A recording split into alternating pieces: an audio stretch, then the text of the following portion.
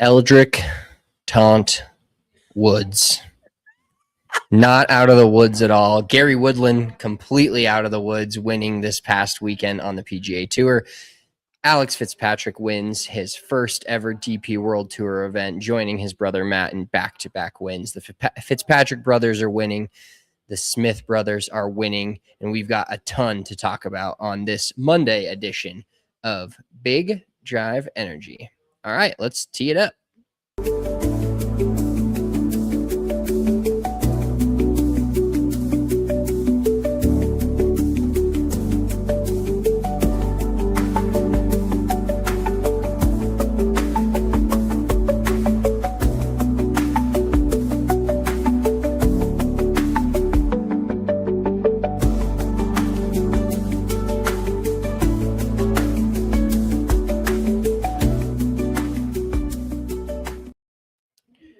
Big Drive Energy Winners Circle Monday. And we've got a lot to talk about. We're going to talk about our weekends. Hopefully our weekends were better than Tiger Woods' weekend was. And then we're going to talk about some golf, as we always do on Big Drive Energy. I am at Big Drive Spence. He is at Big Drive Mitch. Welcome to the fucking show. How you doing, brother? How was your weekend? I'm doing well, man. Saturday went into New York City.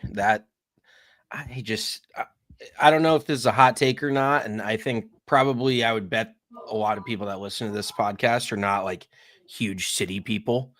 Maybe they are, but most people I would say are not like huge city people. Shit just stresses me out, dude. Like I swear the high of going in there, like last 2 to 3 days. The come down the next day has you rattled. You just feel like you're fucking all over the place. There's just a million noises, like just sensory overload at its finest. So we saw Harry Potter on Saturday, which was awesome actually, for not really loving Harry Potter. I mean, I like it, but I'm not like in love with it like my girlfriend is. But the special effects and everything at the play were fantastic. It was 3 hours long, which I was not necessarily prepared for. And I thought I was going to piss myself for the first hour and 20 minutes until we got to intermission, because I had a couple beers beforehand, and the beers, right when I drink beer, I immediately just have to start hosing at all times. Like it's just every 20 minutes after that. And then they had like these signature little drinks that we got. I got like it was like whiskey and Prosecco and like kind of almost like a more of a fall drink, but it was fire. It was really good. And it was frozen too, by the way. So, you know me, I can't turn down a frozen drink. And then Missy got a drink that had like shimmery, they put like glitter in it. So it kind of looks like magical. Pretty cool. Overall, better experience than I thought.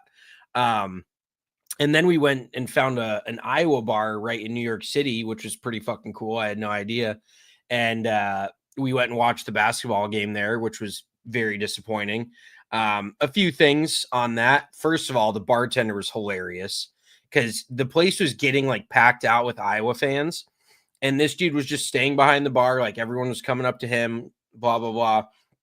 And you could just tell he didn't give a fuck like at all. So I was trying to, I was just kind of chatting him up a little bit. And I ordered my regular like vodka soda cranberry. And he goes, "Oh, we're out of Tito's, but I'll just give you kettle, charge you the same price." I'm like, "Oh, okay, cool." He goes, and I was like, "Did you guys expect to be this busy?" And he goes, "To be honest, bro, this place is kind of a fucking joke." Like that was the first thing he told me. I was like, "Yeah, I mean, I don't disagree. There's like 2 people here working, and there's like 120 people sitting here." And he goes, "Yeah, there's nobody staffed." He's like, "I really don't work here very often, maybe like a couple days a week." And he goes, "This place is a joke." I was like, "All right, well, fair enough." It's called Playwrights. It's like an Irish pub, actually kind of right at the base of like Empire State Building. Kind of a cool bar. I mean, I feel like every bar I've been into in New York City kind of looks the same. At least the Irish pubs, just all the wood paneling and They have a second level, and all the shit just looks the exact fucking same. But disappointing Iowa game, which we can get into a little bit. And then yesterday, watched golf, had a mental breakdown. No, I didn't have a mental breakdown. I just had to fucking get to the gym, and there nothing clears my head like going to the gym or going to work out, going for a walk, things like that. So after a day in the city, just had to hit the gym. And I guess we haven't done a pod since last Monday, so it has kind of been a minute. Like there's a lot of sporting news to cover, I would say, because we saw Iowa win one of the most electric games ever, and then lose to in the Elite Eight, and then other Nuggets things. I mean, there was a lot happening. So, how was your weekend? It was good. I was actually thinking about this the other day when I asked you about what you're doing on Sunday, and you said going into the city. And when you say the city, when I go into Denver, it's quote unquote the city for me, at this point. But you say the city, and that is the city of the entire planet. Kind of a little bit of a mind fuck that you're going to the biggest place in the world. And when I looked at, there was a graphic that came out like a week ago that was how many cities have you been to? The top 18 to 20 cities. You tweeted something about that, didn't you? Yeah. And the only two cities I haven't been to are Washington, D.C. on that list, or D.C. and New York City. And it's kind of hilarious that those are my two, when there was 20 on the list and a bunch of random cities in the Midwest, and then the East Coast, South, Southeast, Texas area, and then all the way up to the Pacific Northwest and Seattle, California, Arizona, all that. But my weekend was good. Great weather out here. Real quick, I was just going to say, I haven't been to Washington, D.C. either. And I feel like for the amount of traveling we've done in our lives, that's pretty fucking crazy. Considering, I would say D.C. is a top 5 traveled to U.S. city. Like, there's people that have been to 2 states in their entire lives and gone to 2 different, outside of their hometown, and Washington, D.C. was one of them. We've traveled to, I think I've been to 45 states, closer to 50. But I guess I haven't been to Washington, D.C., which technically is a state. We actually are going to need Chief to break that down for me on Wednesday's episode of it's like a city inside of or it's like an annex or something like that. I don't fucking know. But no, dude, New York City is like, I wouldn't even recommend it. There's so much going on that you feel like you see nothing. Everyone's like, you got to go to New York City. Okay, well, you walk into Times Square, which is, and I'm just going into another diatribe after you're talking about your weekend, so I'll keep this short. But you go into Times Square, it's really not much. Madison Square Garden's cool, but other than that, it's just you're wandering around. There's restaurants everywhere. There's people everywhere. There's shops everywhere, but there's no and maybe you just have to be in New York City, like live there, to really find your little niche spots that you go to and shit. But there's just so much happening that it feels like you could spend a year there and still not even touch the tip of the iceberg as to seeing the entire place. Yeah, it feels like one of those places where if I lived there, I'd be trying to go to a different place for dinner every night, not fiscally or financially responsible. You could actually do it there for sure, and not. Yeah, I feel like you could eat dinner at a different place every single day for an entire year, and probably longer. I mean, there's probably more than 365 restaurants, but just kind of a mind-blowing scenario as to how big. We think Denver's big, and we've been to almost every place in Denver that you could think of over our 25, 30 years of living here. But New York City is just a different animal. And shout out to you for going to Harry Potter. Thank God that Iowa game wasn't on at the same time. I watched the Iowa game at a 1-year-old's birthday party, but kind of an electric setup because they had a TV in the backyard. So I was just standing on the deck. All these kids were playing, and I was like that old uncle that's just staring at the TV with a White Claw in my hand the whole time. Like, nobody talked to me. Everybody leave me alone. A lot of the people, the dudes that were there with their kids, they bet on Iowa. So we were all kind of cheering for Iowa together, which made it fun. Because I wasn't about to drive home. We stayed a little later than the party went on, but I was not about to drive home during the second half of that and try to listen to it on the radio or anything. I was like, all right, this game's on. I don't care who's leaving. I'm staying here. So we stayed, had a good time, you just by your situation, you'll never probably get to this point in your life. And that's not a knock on you, but we had 2 birthday parties in one day, which was a real treat, having to go to a birthday party at 10:30 in the morning till 12:30 and then go home and then go to another birthday party at 2:30. Just kind of one of those things that you do when you have kids, and your friends have kids, and you want them to come to his birthday party, so you go to theirs, and it makes for, at least it was a Saturday, Sunday. Yes. What I was just going to say quickly about kids' birthday parties is, at what age does it actually start becoming about the kid? Because before that, it's just about the parents. That's all it is. The kids don't even know it's happening. They're not going to remember this. They're not going to. And I'm just playing devil's advocate here, but when the party stops being about the parents and about the kid, then I'm about that shit. But if it's just, and from a parent perspective, I get it, because you just want your little kids to get together and occupy each other, so then you can actually have a free minute to yourself.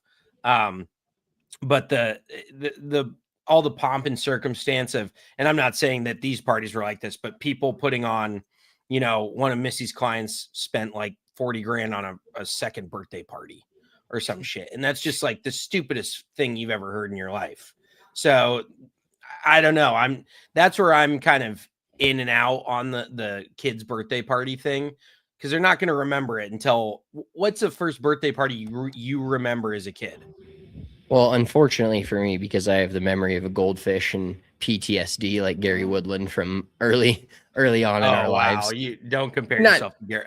Well, no, yes, he actually did go through some traumatic shit, so that's fair. Yeah, I thought you were talking about like a sports gambling loss from the weekend or something. No. My first real birthday that I remember is my 13th birthday, when I went to Dave & Buster's with the boys, and we got to yell curse words in the car on the way home. That was one of the more electric moments of my entire life. Did mom let us do that? Yeah, she let us let it fly in the back seat, just saying all of the curse words. I do remember that.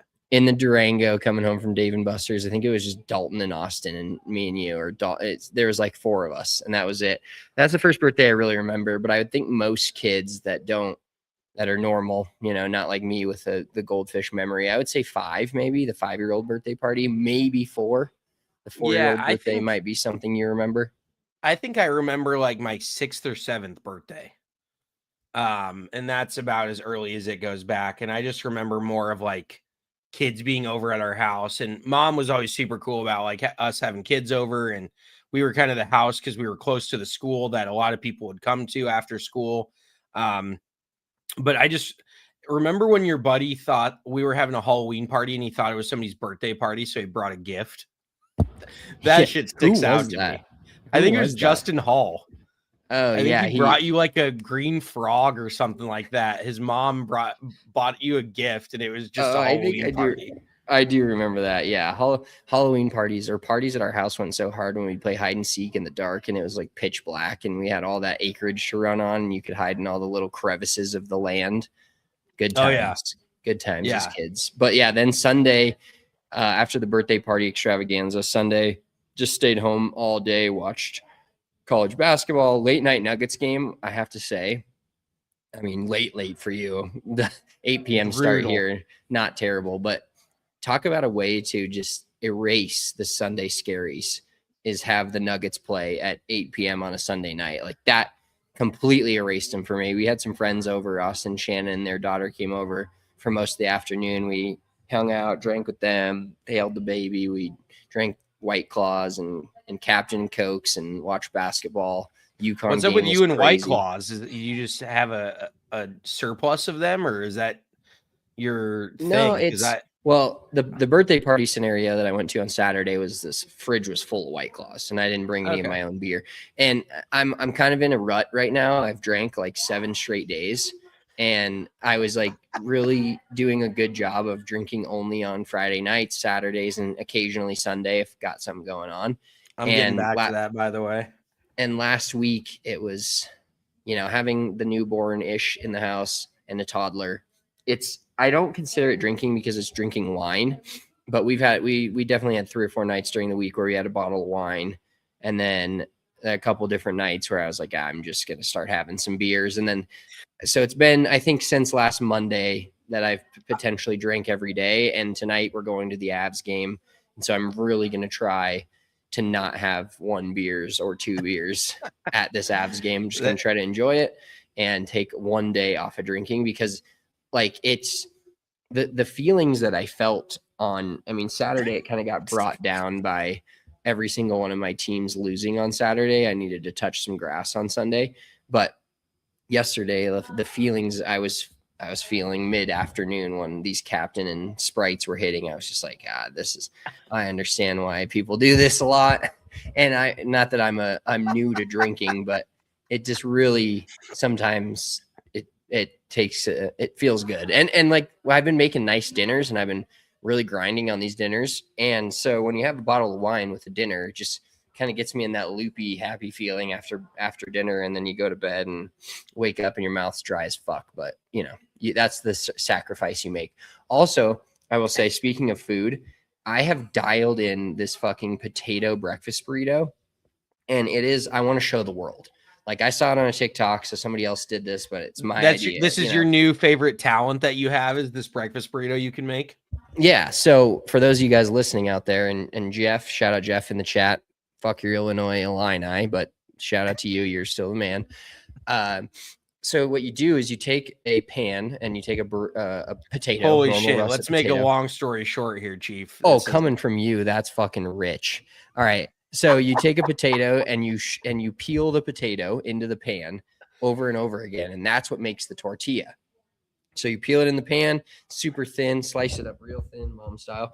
And then you put an egg on top of it, and you put some sausage, some cheese, all that. And then as it's cooking, you cover it so it all cooks together, and then you roll it into a burrito. And it is an elite breakfast. I'm not really a gluten-friendly guy. I'm not. So, real quick, you just take a peeler and you just peel it right into the pan. Yeah, you peel off the skin first, and then you peel all the skin. I don't particularly like the skin in this scenario. So you peel all the skin off, and then you peel the potato into the little thin slices, almost like meat, essentially. And then you kind of move it around to where it covers the whole bottom of the pan. Put 1 egg in like a line so you can roll it on a burrito. And then on the egg, you put the cheese and the sausage and all that. And then when you cover it, it all cooks. So it's all cooked without having to flip it over, because you don't want to have to flip it over. And then you take your spatula, you roll it into a burrito. Like, I'm stoked for you guys to be here in 3 weeks so I can make you these fucking burritos, because they are gas. Hell yeah. I'm very much looking forward to that. I will say, though, that shredded hash browns are the goat of breakfast potatoes, and that's a hill that I will never not die on.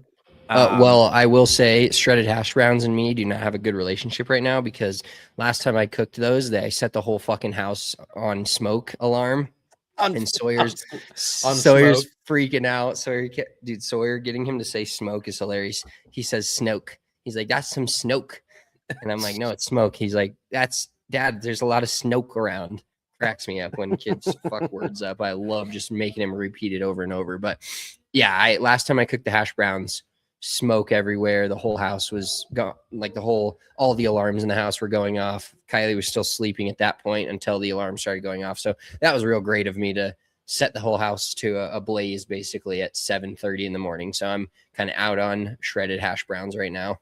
That's a valid take, but I will say that a breakfast burrito with hash browns in it is automatically a million times better. You go a little egg, a little sausage or bacon, and just a little cheese, some hash browns in there, and then dip it in some salsa. Holy shit. That is my goat, with a little bit of orange juice on the side. That is my favorite breakfast of all time. Remember when we were cart kids as teenagers, and I don't know if I looked forward to anything more than working a Saturday morning shift. I'd get there at like 5:45, and around 7:30 a.m. I would roll in after doing trash and water on the golf course and get one of those burritos and get a Mountain Dew. Like, I haven't drank a Mountain Dew in the better part of a fucking decade, if not more.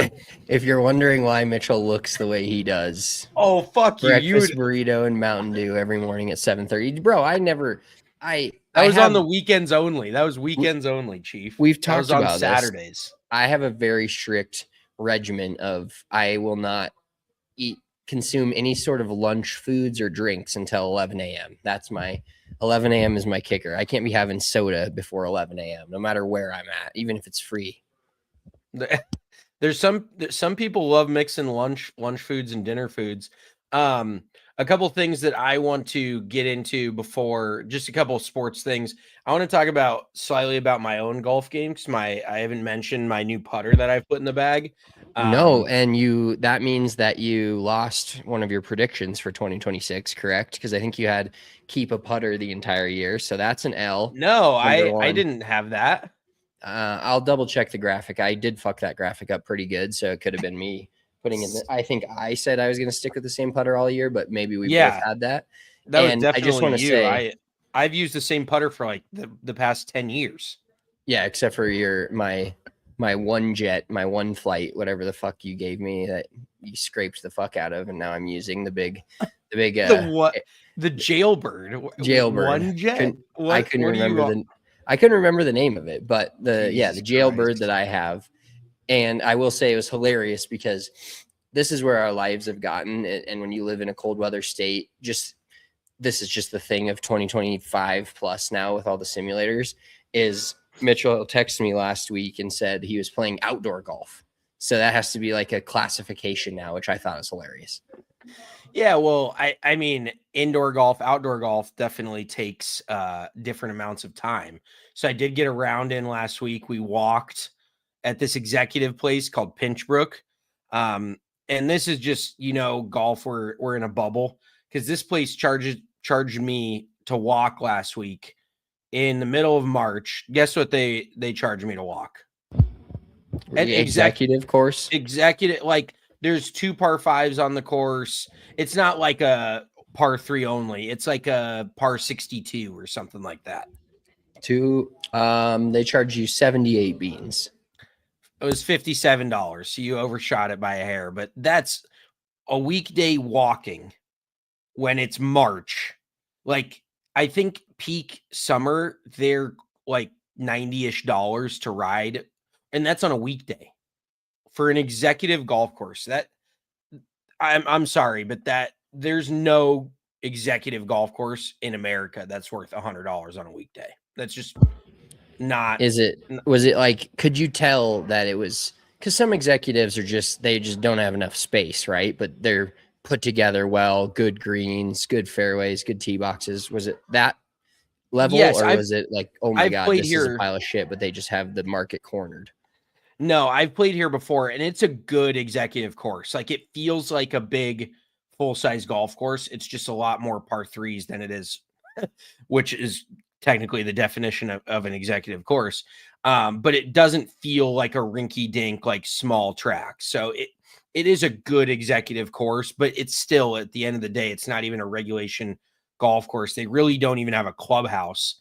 I would call it a clubhouse, but they don't really have like a bar or anything. It's just a weird kind of a setup. They really didn't carry merch in their pro shop until like this year. They just had like gloves and hats and shit. Did you get some pins in there? Did you sell them? No. Sell them on your wares? No, because I didn't think they carried anything. And now this year they have like one brand in there. So maybe I'll try to dip my toe in that pond.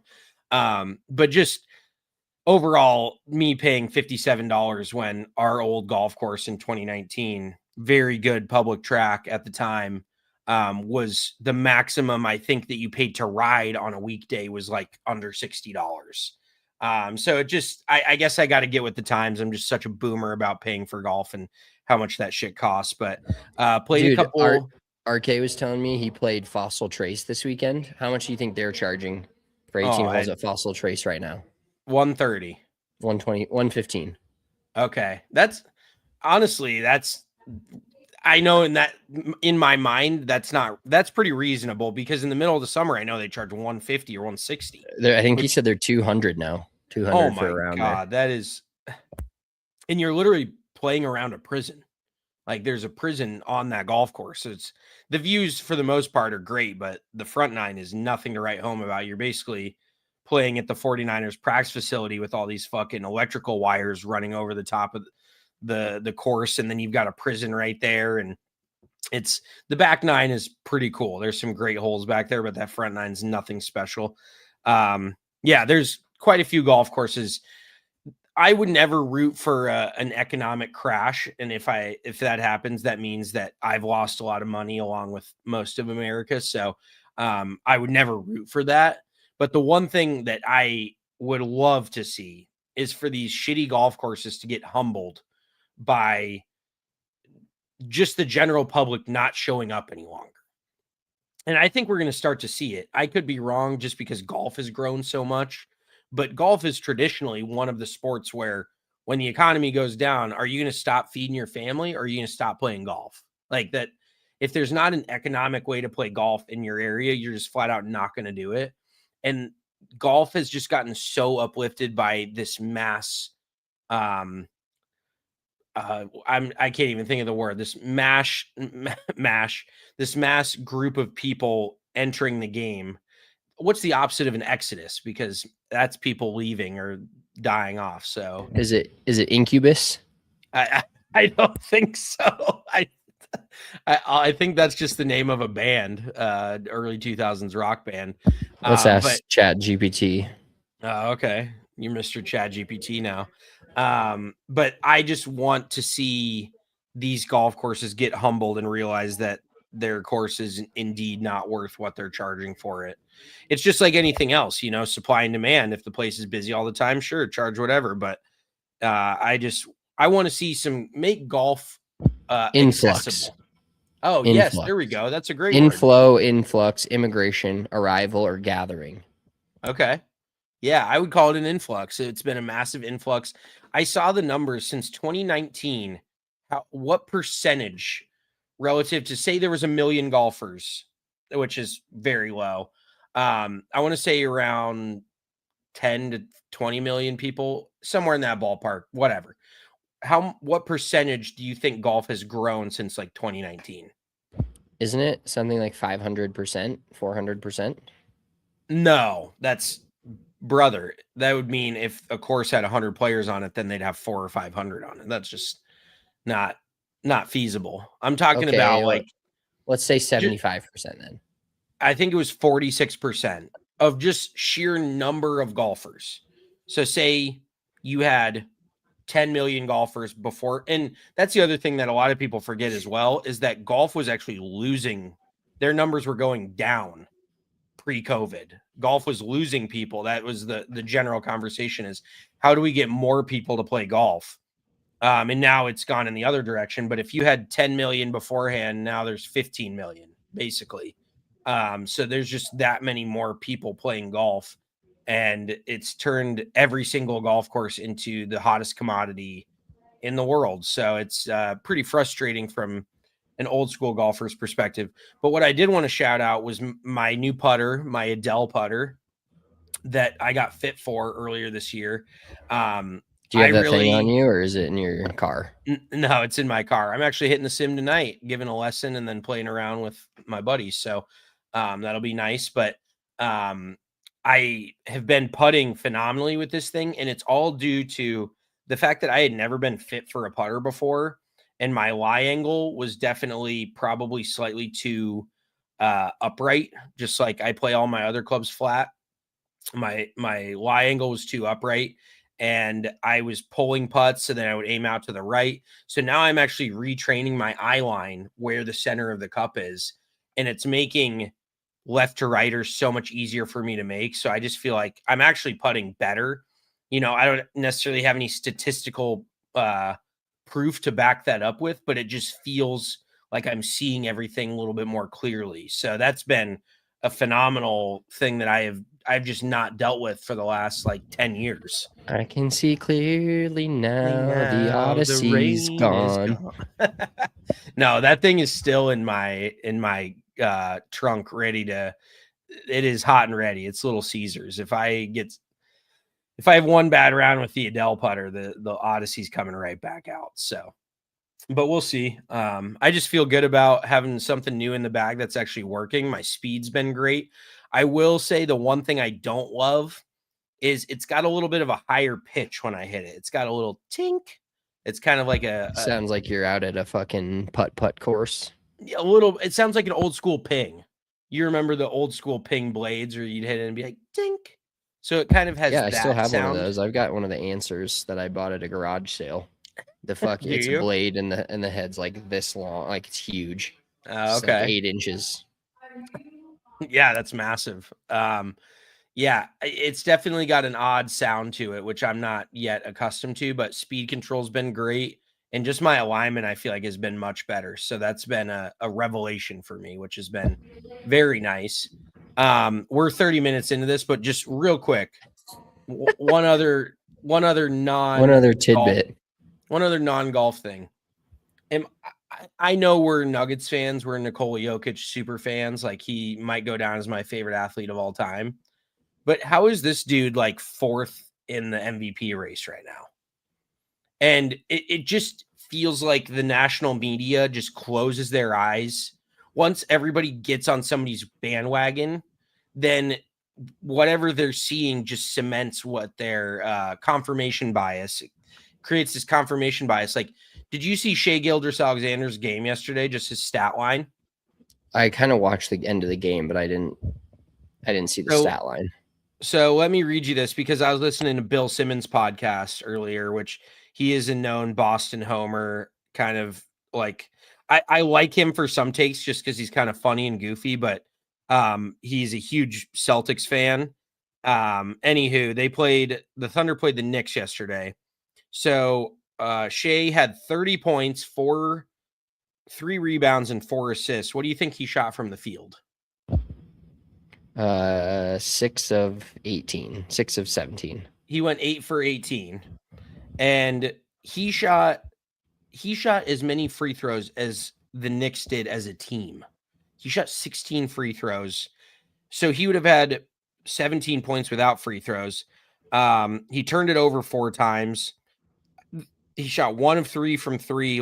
And Bill Simmons goes, yesterday's performance just cements Shea's MVP status. I'm like, what about that stat line tells you that he's the fucking MVP? That he had 30 points and that the Thunder are the best team in the league? Yeah, they've also got the deepest team by far. They're 11 deep with guys out there, and he's the best player on that team. So sure, it means a lot, but the stats are just not adding up to me. Yeah, I'm having a really tough time with this because there's so many different angles you can touch the SGA argument with. And Jokic, I will say,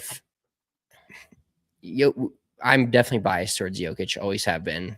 He's my favorite basketball player of all time and always will be, because we saw the whole journey, the whole rise from getting drafted to being summer league darling to actually being the best player in the world. But if I were in the Thunder's shoes and we had a team that was that good, I would say, how in the world can you classify that's got his team in 4th or 5th and they're actually playing record wise? I don't know. They've won 5 in a row or 6 in a row, so it's changed a little bit. But he were actually playing better basketball without him. He's finally got another all-star. How could you say that he, as a 5 seed in the West or a 4 seed in the West, is the most valuable player in a franchise? And that also works against Shea because his team is so fucking good without him. They just throw every single thing at you every single time. But Jokic's stats it is insane how Jokic's stats are better this year than the last time he won MVP. And now he's going to average another triple-double. He's doing it on better shooting percentage, and he's leading the league in rebounds and assists. That's never been done before. And somehow he's like 4th. And don't get me wrong, what Luka's doing right now, I think he's been averaging like 44 points the last 8 or 9 games, which is absurd, and like 8 rebounds and 7 assists or some shit. And then Wemby, everybody is just loving to nut ride Wemby because he's the new shiny toy. But this whole Wemby lobbying for himself to be MVP is really like a turnoff to me. And maybe that's because we're used to Nikola Jokic deflecting and not wanting the attention. But Wemby saying he's the MVP, like that's just pick me shit that I'm not into. Yeah, we're definitely not into that kind of pick me shit with how Jokic has acted his entire career. I will say though that if if you're looking at the offensive numbers, Jokic in the NFL would win the offensive player of the year by a mile. Yeah. But when you look at the defensive side and how many times do we crash out every single night because the Nuggets are allowing so many points, well, that's partially on him. And honestly, it makes me queasy to talk shit about Nikola Jokic because of what he's brought to this team and how he's changed our favorite basketball team's franchise's trajectory for the history of our lives. But his defense is fucking pretty bad sometimes, and he's pretty slow, and he gets beat. And then, like offensively, he's the GOAT. But when you look at both sides of the ball, I don't even want to try to make this argument anymore. I'm kind of done with this, but it is crazy that he's like third or fourth and he's having a better season. And I will say that no matter how this shakes out, whether he wins it, doesn't win it, looks like obviously at this point, it does get to be, it's just like, I know you don't follow baseball anymore, but it's like the Gold Glove in baseball. Once you win one of them, you're the front runner next year, no matter what. And then you make a few good plays here or there that are highlight worthy plays, and you win another Gold Glove. Even though your fielding stats, like there's other guys with better stuff, like you kind of have to break in and win one. And then you just continue to win it the rest of your career. And that would seem like Jokic would win it. But now that Shea's won one and they just were so dominant this year again, that you just feel like he's just going to kind of keep winning them no matter what Jokic does. And I do think them being fourth in the West does kind of hurt them a little bit. Yeah, I would agree. You make some valid points, but just the fact that he's averaging what he's averaging across the board. And like you said, his defense is definitely, it drives me crazy. And just the Nuggets defense in general has made me rip my hair out. But the numbers he's producing are just otherworldly. And they're just, I feel like being completely ignored. Like it just feels like the national media and now I kind of understand how LeBron fans felt, because I'm sure he could have won probably 3 or 4 more MVPs than he actually did win. But it was just the what would you call it? You get sick of it being in front of you every year. Like you just Voter get used fatigue. to it. Yeah, voter fatigue. There you go. It just kind of makes me sick because like we said, once again, we're both biased towards Nikola Jokic. So but yeah, this is honestly though probably one of the best MVP races we've had in my recent adult life, because there's legit 4 dudes that are balling the fuck out right now. It's just cool because it's no runaway. Like even Shea, I think a couple weeks ago was like minus 2,000 to win MVP. Now he's like minus 350. So it feels like it's kind of the pendulum is swinging. Vegas is moving in that direction where somebody else could possibly win. And there is still some outlets that have Jokic as the MVP. I don't know if there's any merit to it or not, but I think Spencer, you're frozen. I don't know if you can hear me right now. But yeah, we can be done with the baseball, basketball talk other than what we just, Jesus Christ, now I'm just rambling. Holy cow. I'm staring at Spencer's blank fucking face that is just stuck on the screen. So let's get into some golf if Spencer is still around. I don't know if we want to talk Tiger first. I don't know if we want to talk Gary Woodland first.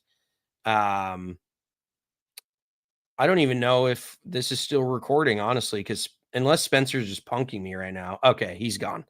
Let's talk a little Tiger Woods. Now, this is just Miggsy filibustering while Spencer tries to get his settings back in order. Tiger being the biggest story of the last week.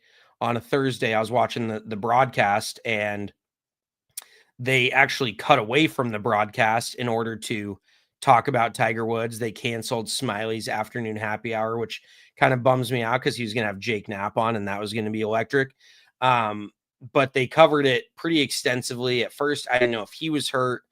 And then it comes out that he was actually somebody was taking photos of him standing off to the side of the accident situation. And Spencer, yes, I'm still in the show, Spencer, if he can hear me or not. He was taking photos taking being taken photos of to the side of the situation. This might be the worst podcasting you've ever heard in your life. Spencer is now back.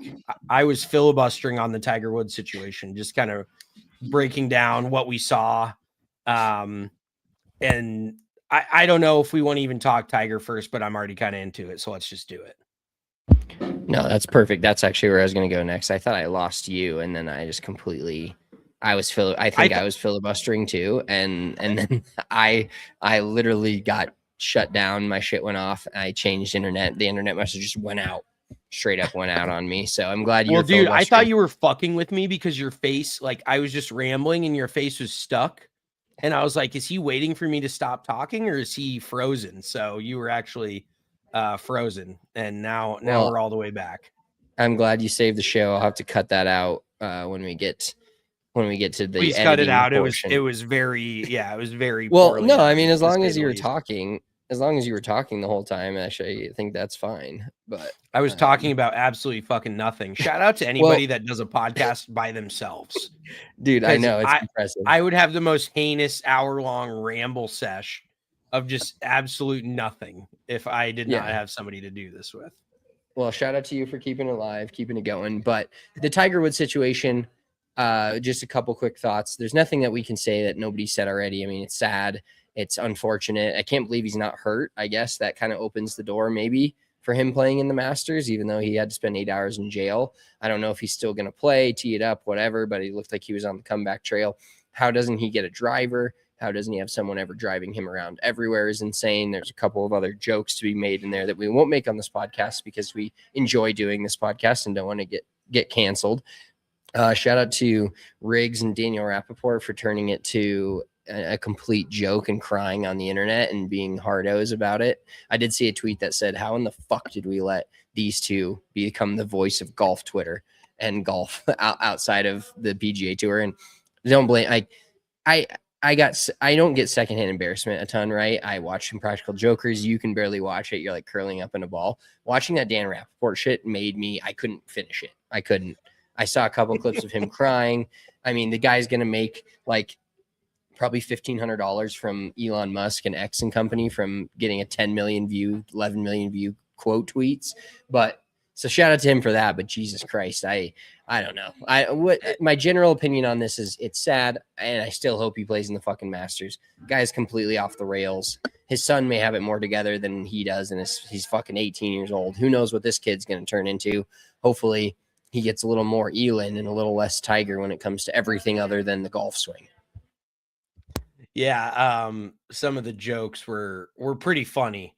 The one that I did retweet that I think is funny regardless. Somebody goes, Tiger, you just need to just drive straight home, or just drive this, keep it between the ditches, drive straight. And then it was like Tiger Woods, and then it's just a picture of Nick Dunlap, who's a noted crooked driver of the golf ball. So very inside baseball, inside golf comment. Yeah, very inside of golf. Yeah, dude, it's pretty clear to me. And like you said, nothing that we're going to say here is groundbreaking, but I just think it's a fucking bummer that like the dude's addicted to painkillers. And I don't think there's any questioning that. Remember when he got pulled over in Florida and thought he was in California, and he had like a fucking cocktail of medications in his system, and he thought he was in a totally different place and he's behind the wheel. Like the dude has had these issues for a long time. And it's clear the pain that he's in, but this is like, I love Justin Serbo to death. That's our fucking boy, and he's probably listening to this. But when Serbo was limping around when we used to work with him, when his back was that fucked up, that was like watching Tiger at TGL. When it like looked like he was in pain to walk, and I'm like, what are you doing here, bro? Like, why are you doing this to yourself?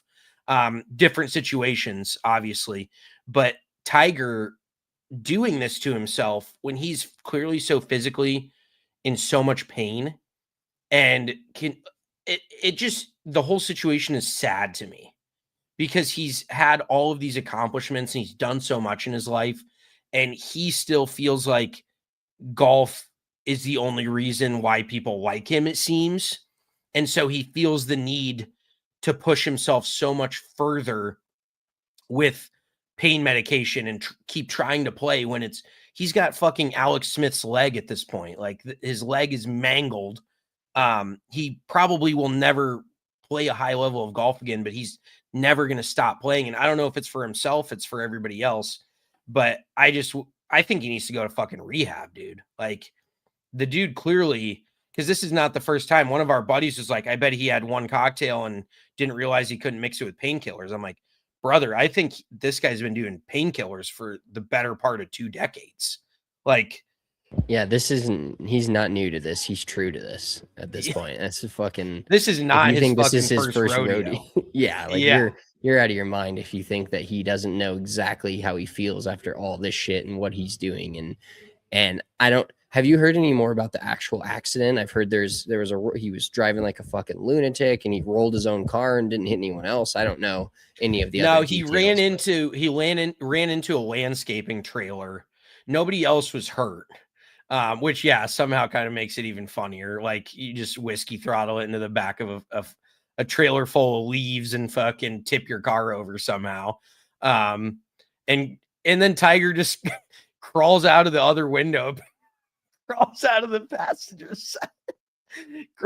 passenger side window, and he's like calling his agent in the corner of the picture, fucking pointing at like, he's like, I'm at these cross streets, like come pick me up. And they're like, no, you got to fucking go to jail. And the other thing, the other thing that makes him so clearly a veteran is he knows exactly what he can and can't do. He's like, yeah, I'll give you a breathalyzer. Piss test? Absolutely not. And so they had to hold him for what was considered a DUI. I guess you're driving under the influence of medication, not alcohol. But in all seriousness, just get off the fucking road, dude. And I understand. I love driving more than anybody. And I have a little experience with getting pulled over after a couple pops. I'm not proud to say that, but I can say that nothing is fucking worth doing that for. Like, especially, I have so much less to lose. I have a billion things less to lose than Tiger Woods. And I like have totally sworn off of ever having a cocktail and getting behind the wheel. So I just don't understand. And that's how I kind of know for him, it's an addiction. Like this is not something that's like, oh, let's fucking take an Ambien and a muscle relaxer and have a little fun tonight, get behind the wheel. The taking the keys away is definitely a huge part of it. And sometimes I think it kind of comes down to pride. Like the dude's just too proud to be like looked after. And I will say that when you commented on the Dan Rappaport video and how brutal that fucking video was, because it was terrible. He actually went on one of Barstool's shows today and talked about his video. And it was pretty funny because he owned it. And he said I guess he was in Japan. So he saw it like first thing as he woke up. And I think he was more crying because maybe he thought that Tiger was like severely injured or possibly deceased. What was the fucking comment? Oh, basically after he posted the video, he goes, I hop in the shower, try to like clear my head. And then he goes, I come back out and look at my phone, and he's reading all the replies, and he just goes, this isn't going the way I thought this was going to go. and then he goes, and then I got the worst thing that anybody can ever get on Twitter. And that's a retweet from Dave Portnoy. Because you're just going to get sewered by the guy. And I think he just quote tweeted and goes, is this a real video? And that is probably partially why I got 10 million views. But he owned it. And then Riggs is just the biggest fucking loser. Like the fact that he thinks that foreplay is the end all be all to reporting on the Tiger situation. And if they don't say anything, nobody's going to find out. Like the dude, they were actually talking today and they said, if Tiger sorts his shit out and like gets off drugs, Riggs is going to be the first one he cuts out of his life because he's a fucking enabler. Like he just keeps, he's like, yeah, I'll be on that wall. It's like, you don't need to be on that wall. You need to tell your buddy to stop fucking getting behind the wheel when he's on a bunch of painkillers. So that's short story long there, but I think everybody knows it's an atrocity for Tiger to get behind the wheel. That fucked up. Just kind of a sad situation. And like you said, Charlie, it feels like has his shit more figured out, and just embarrassing for him and his family. And it just seems like he doesn't really give a shit at this point. I don't know. And apparently, so he's dating Tiger Woods. He's dating Donald Trump's son's ex-wife, and the Secret Service has barred Tiger from driving with her kids in the car now. So that's how you know it's pretty fucking serious. Yeah, it's taking it to another level when you're that type of famous, and then that kind of shit starts becoming of your life. Let's table the Tiger talk. Let's get into real quick shout out, as this is a Winner's Circle Monday, to Alex Fitzpatrick, winner of the India Open this past weekend, the Hero Indian Open.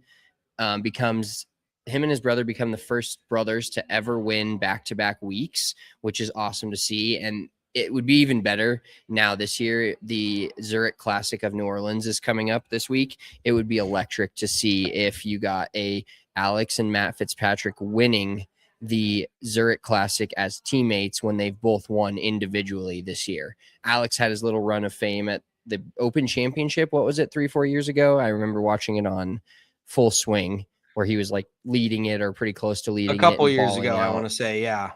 But kind of insane Fitzpatrick brothers all the way up after Matt's had now a solo second or third at the Players, or solo second at the Players, then turns around and wins the following weekend at the Valspar. Now Alex has won the Indian Open, and the Fitzpatrick brothers, man, I like to think we're a couple of the best pairs of brothers in the world, but I think these guys have got us beat right now. Yeah, I would say they're golfing on another level, and just very cool for him to win the week after his brother, like you said. But I saw his last year. I think he was outside the top 100 in almost every statistical category on the DP World Tour. And apparently he grinded his nuts off. I don't know what changed, if he got a new instructor or what, but he's inside of the top 50 now in almost every statistical category on the DP World Tour. So seems like his game is trending in the right direction. He's still a pretty young guy. Because what I remember watching that Full Swing now, his girlfriend was still in college. So I think he's probably still in that 25, 26 range. But how cool would it be for Alex to get through the DP World Tour order of merit and get onto the PGA Tour and be able to play with his brother? And those are two brothers too that you can just tell are so different. Matt just looks like the biggest nerd. And I mean, I've already talked shit about him on this pod, not talk shit, but just kind of poked fun for him looking like a complete square. But then Alex just got a little more swag to him. He wears Nike. He carries himself in a different way. So they're very different, even though they are brothers. And I would love to see them play together, and they probably will. I mean, is this now the Zurich Classic first pick off the board? Like, are you taking the Fitzpatrick brothers given their current form? You have to, and we have to. They'll be on one of our cards. They'll be on one of our cards at some point. No question. Shout out to Alex and Matt. Speaking of our betting card, this may have been, although I was only up 5 units on the week, this may have been the best betting card I've ever had, considering I had the ultimate 1 and 2 going into Sunday. And we finally got, I wish if it would have been a flip, if Nikolai Højgaard would have won the tournament and Gary Woodland would have got second, I would have had probably the best golf betting week of my life. But Gary Woodland won, Nikolai Højgaard got second. So I did hit my Gary Woodland top 10 bet, but I also hit Gary Woodland in the one and done that we're in. Splash Sports one and done. I had Minwoo Lee, so not bad there, finishing top 3, but legitimately one of our better cards of all time. And shout out to Gary Woodland. If you don't know the story, obviously going through a brain surgery a couple of years ago, having some PTSD, not even being able to get on the golf course. And then he turns it all the way around and wins for the first time since I want to say, the 2019 US Open is the last time he won. So just another really cool story in golf when a guy comes all the way back. And I was blown away when I saw the statistics that I sent you over. So Gary Woodland is second on the PGA Tour in driving distance. And what I thought that meant when that got tweeted out and posted, I thought that meant this tournament. Like, I was like, oh, he just hit it really far this tournament. No, the entire fucking year, this guy is at 41 years old, one of the top drivers of the golf ball on the entire PGA Tour. And I truly can't explain that. Being like, I'm 32 and my shit's breaking down. Like, I still can't, I don't have the massive technology that these guys have, and the body, employees that stretch them out and work them out and do all this other stuff, and all the technology that they get to have their hands on as PGA Tour players. But I can't imagine in 9 years I'd be swinging it any faster than I am now. Well, yeah, I mean, the dude is a physical specimen. For those who forgot about Gary Woodland, he was a former college basketball player that ultimately chose golf, and he's ripped. Like, I think he's 6'4", in really, really good shape. So the dude's a physical specimen.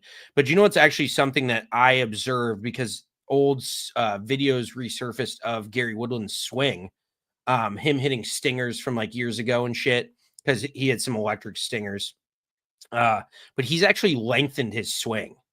And I don't necessarily know if he's lengthened it or he just went back to swinging how he used to in his earlier days, because it looked like along the way somebody told him to shorten his swing, because that's a natural response to hitting it straighter. You think that somehow shortening your golf swing is going to make you hit it straighter, have more control, when in all reality, it actually can make you hit it more crooked.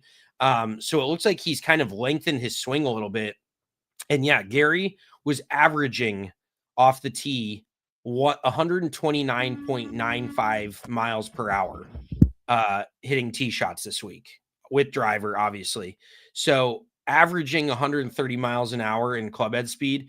And you just saw that the recoil even was different. Like, there was a few where he could really uncork it, and he just fully uncorked it up in like getting 190 plus ball speeds and shit. And he just hits this butter cut that when it's on, and at a course like that, where you're not necessarily super concerned about where the ball's going off the tee, it just set up perfectly for him. And yeah, like you said, the whole story about Gary Woodland is just such a cool thing, because the older you get, the more that you realize that even though these guys' lives are so amazing and they play on the PGA Tour and they have this money and this fame, like, they're still going through shit. And it doesn't, just because you have a good life from the outside perspective, doesn't mean that you don't have battles that you're dealing with internally. I saw this post recently that talked about how he was swinging it so much further. And one of the things, obviously, he's using a super low lofted driver, but maintaining a wide, high load swing arc. And he's also strengthened his left hand a fair amount. Okay. And I don't know if this is in the past couple of years. I literally saw the article and then I fucking lost it. But they basically did like a golf week thing on how he is able to basically drive it further. And one of the things was your go-to, essentially, by the strengthening of the left hand and his grip. Yeah. I mean, having that club face in a little more strong position allows you to rotate that much harder going through it, which is ironic, because I would say his club face is in a relatively neutral, maybe slightly strong position at the top, but it must have been a little bit more open in years past. So, but just going back to what Gary's dealt with, like, I just think it's so cool when a professional athlete sets an example by coming out and speaking about shit he's dealing with, rather than just pushing it down and dealing with it. And it is so clear. Like, Monday Q Info had a great tweet that I quote tweeted, but I could see such a clear, and everybody could see such a clear difference this week in his game after speaking out on this. And just, it goes to show you how mental the game of golf is. Because if you're dealing with something like this and it's eating at you and you're thinking about it between every shot, and it's something that you feel like you're hiding and you can't share, and then you share it and it just feels like this weight's lifted off your back. Like, talk about totally changing his, not even his mental game, but his physical game, to allow him to play some of the best golf he's played in over half a decade, So really, really, like, one of the best wins on tour this year, bar none. He didn't beat the best field in the world, but he beat everybody pretty fucking convincingly. And just to have that, I was watching him coming up 18, and you could just tell he was kind of holding it in. And then when he made that putt, he just broke down crying. And I was like, who's fucking cutting onions in here? Because it almost made me cry, dude. Like the shit he's been through. And I just respect him. And him saying at the end in his post-round interview, he said, I hope people going through stuff can look to me and realize that it can get better and you can get through it. So that's pretty fucking cool. Like, I just big props to Gary Woodland. And I don't know if I've ever heard a bad word said about the dude ever. Like, he's just one of the truly good dudes out there. Yeah, and on the specific golf side of it, one of the first PGA Tour wins this year where the guy had once again, it was, at least this time it was two guys going into Sunday, and it was our guy going into Sunday with the lead for once, but he just absolutely dominated all of Sunday and it got close for a second, and then on 7 he made birdie on a par 3 and Højgaard made a double bogey, and it was kind of just, he was fucked after that and it was over. So I'm looking at this week. He gained, guess how many strokes he gained on the green? 2, 3. He gained 8.3 strokes on the green to the field this week. So an absolutely absurd putting number. And that just goes to show you, like, he was 7th longest in driving distance. So he wasn't even like the longest. He was number 2 in greens and regulation. But generally speaking, when you have a dude that hits it that long and then putts it really well, they're going to have a pretty fucking good week. And on along those same lines, I got to give a shout out to this Sudarshan Yelmaraju guy, because I gave him shit for backing out of he played well at the Cognizant and then backed out of the Valspar.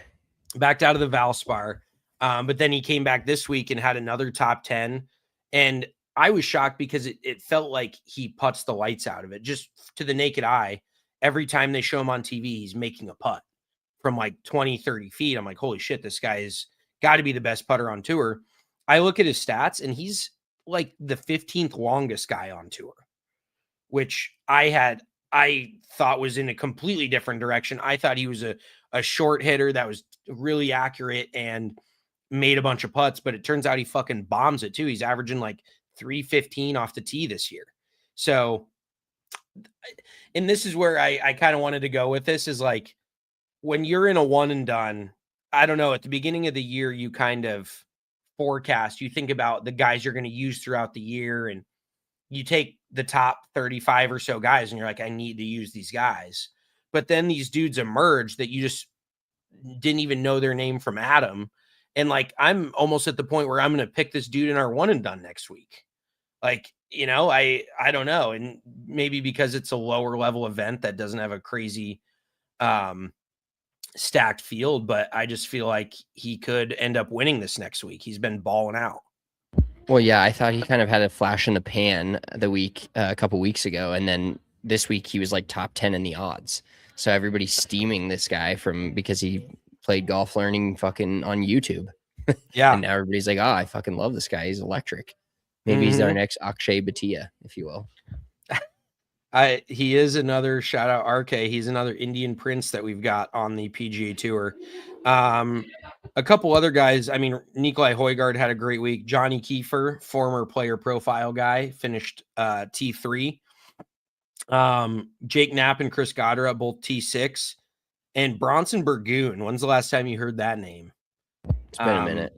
I think he lost his tour card last year and then got back on tour through the Corn Ferry, finished T10 as well. So a couple of good stories. Michael Torbjornsson bent me over. This kid is apparently not ready to win, because every Sunday, I mean, going into the weekend, he was T3, and then he fired a 2 over par yesterday to lose me every single bet that I had out there, on top of Marco Penge shitting his pants on Friday to miss the cut by 1. He made 2 double bogeys on the back 9, dumped 2 straight balls in the water on 16 on his approach shot. He hits the approach shot in, goes up, drops, hits the next one in, ends up making 7. So pretty rough week for me on the one and done and just the general gambling picks, unfortunately. Yeah, a lot of people had Penge apparently, so I may be making a pretty big jump in our one and done this week. Oh, hell yeah. Let's wrap this pot up with a Mulligan Monday, as we do every single Monday episode. I'll start with mine. So I went to the store the other day. I shopped, got a lot of food for dinners. I had my pork chops that I was ready to cook on the top of my shopping cart. I was pushing the shopping cart. Sawyer's in the cart. I'm kind of all over the place. My cart's stacked up really high, and my pork chops fucking fall off my cart, and I run them over. So I ruined a whole pack of pork chops basically because I ran them over, and I picked them up real quick, and I was like, God, maybe they stayed in the, little clear plastic things that they wrap them in. And sure as shit, no, I look and there's fucking gravel in all of my pork chops. So I ruined them. I was like, God damn it, you should have just fucking stacked your shit neatly and gone slow. You're always in a hurry. So yeah, I basically skullduggery'd my whole pack of pork chops at the store. Had to go back and fucking buy more. At least it wasn't steaks, because pork chops are pretty inexpensive. So you can afford $12, but if that was like $60 or $70 worth of steak, you would have been pissed. 100%. Yeah. Filet mignons, I would have been livid. So mine is kind of on the same food guideline there. And I don't know if your wife is this way. I've spent plenty of time with Kylie, but I've never heard you guys argue about this. Who would you say is more immune to smells in the house versus non-smells? I think I'm more immune to smells. Like, I don't smell a ton. It takes a lot to hit me. I'm the same way, and Missy constantly is giving me shit for stinking up the apartment when I cook, no matter what it is. I have to close the bedroom doors. I have to open up the patio door. I have to open windows, turn the vent fan on, all that good shit. So I decided to make fish tacos on Friday, and you can kind of see where this is going. I basically stunk up the whole apartment, and I left the pan in the sink because I didn't want to do dishes. I was probably a little tuned up at that point. But I covered it in soap and water. So I like soaked it, but apparently the stench fucking went through the water and the soap. And we woke up on Saturday and she's like, this place fucking stinks. And she thinks I'm like, she thinks I'm nose blind. Like I can't smell shit. She's like, you don't smell this? You're not smelling this? I'm like, no, she just will pull smells out of nowhere. So then finally, did the dishes, went back to smelling fine. And then yesterday I found a little can of Kipper snacks. I bought them like 3 or 4 months ago because I'm like, fuck, I haven't had these since I was a kid. For those of you who don't know, it's like a little smoked fish, like tin. You put them on crackers and they're gas. They do fucking stink though. And so I had those yesterday. Missy was in here in the office working, and I was out having a snack in the afternoon. And she comes out and she goes, I thought that fish smell was gone. This fucking, what's going on? And I'm like, I was like, well, I did eat fish. And she thinks I'm a sicko for just like eating fish as a snack. She's like, you ate fucking smoked fish as a snack? And then I put the little tin, I washed it out in the sink and then put it in the trash. So it shouldn't have stunk, but it still did.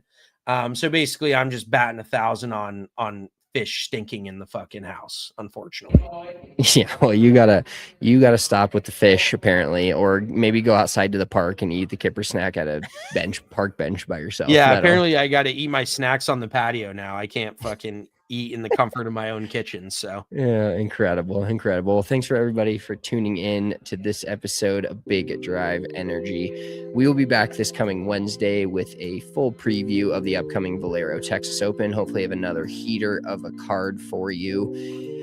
Enjoy your Monday evening. I'm gonna go to the Avs game tonight. Enjoy the shit out of that, and we will talk to you all on Wednesday. Peace.